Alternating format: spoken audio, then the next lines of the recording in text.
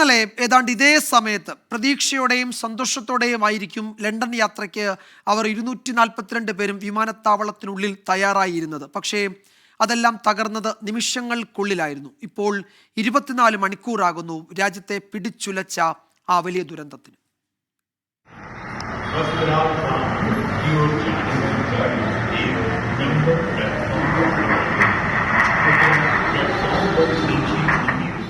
അഹമ്മദാബാദ് സർദാർ വല്ലഭ്ഭായ് പട്ടേൽ വിമാനത്താവളത്തിന്റെ റൺവേ 23 നിന്ന് ഇന്നലെ ഉച്ചയ്ക്ക് 1:38 എയർ ഇന്ത്യയുടെ AI-171 ബോയിംഗ് 787-8 ഡ്രീം ലൈനർ വിമാനം പുറപ്പെട്ടു.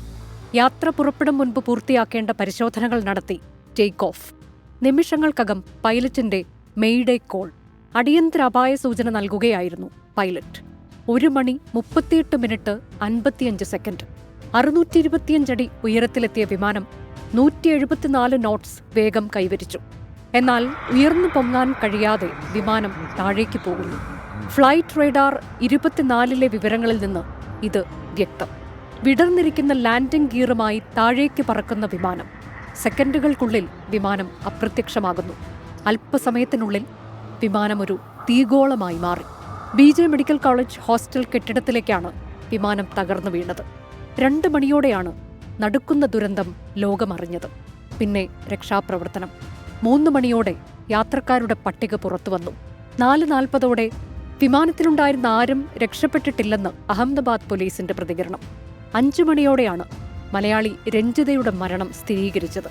പ്രധാനമന്ത്രിയുടെ ഓഫീസ് നേരിട്ടായിരുന്നു രക്ഷാപ്രവർത്തനം ഉൾപ്പെടെ ഏകോപിപ്പിച്ചത്.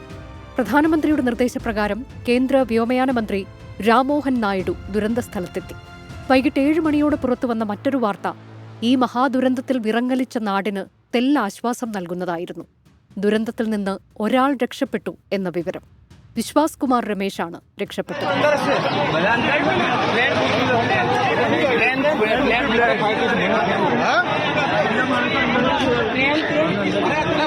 7:30 ദുരന്തമേഖലയിൽ കേന്ദ്ര ആഭ്യന്തരമന്ത്രി അമിത് ഷായുടെ സന്ദർശനം. രാത്രി 9:15 അപകടസ്ഥലത്ത് നിന്ന് നേരിട്ട് 24 വാർത്താ സംഘത്തിന്റെ റിപ്പോർട്ട്. ശ്രീനാഥ് ചന്ദ്രനും വരുൺ വടശ്ശേരിക്കരയുമാണ് സ്ഥലത്തെത്തിയത്. ഈ വിമാനത്തിലുള്ളവർ മാത്രമല്ല, ഈ ഹോസ്റ്റലുകളിൽ താമസിച്ചിരുന്ന MBBS വിദ്യാർത്ഥികൾ അടക്കമുള്ളവരാണ് ഈ അപകടത്തിൽ മരിച്ചത് എന്നുള്ളത് അതിന്റെ ഒരു വ്യാപ്തി കൂട്ടുന്നുമുണ്ട്. രാത്രി 11:30 വിമാനത്തിന്റെ ബ്ലാക്ക് ബോക്സ് കണ്ടെത്തിയത്. ഇന്ന് രാവിലെ പ്രധാനമന്ത്രി നരേന്ദ്രമോദി അഹമ്മദാബാദിലെത്തി. വെറും 33 സെക്കൻഡുകൾക്കുള്ളിലാണ് രാജ്യം സമീപകാലത്ത് കണ്ട ഏറ്റവും വലിയ വിമാന ദുരന്തം സംഭവിച്ചത്.